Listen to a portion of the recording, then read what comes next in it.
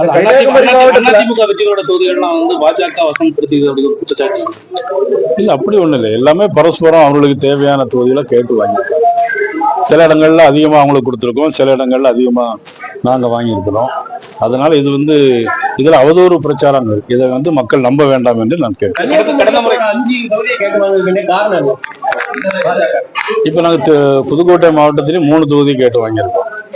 கேட்டு வாங்குறது இல்ல, இது ஒவ்வொரு தொகுதிகளை மாத்தி பரிமாற்றம் செய்யும் போது ஒவ்வொரு தொகுதிகளும் யார் யாருக்குன்னு வரும்போது அப்படி வந்ததுதானே தவிர இதுல வந்து கன்னியாகுமரி மாவட்டத்துல மட்டும் நாங்க கேட்டு வாங்குங்கிறது அப்படி ஒன்று கிடையாது.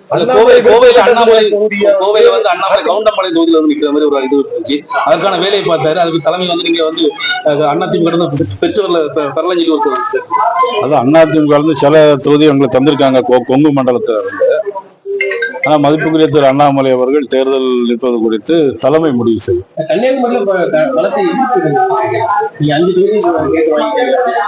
இல்ல இதுல இல்ல, எல்லாமே தேசிய ஜனநாயக கூட்டணி தானே.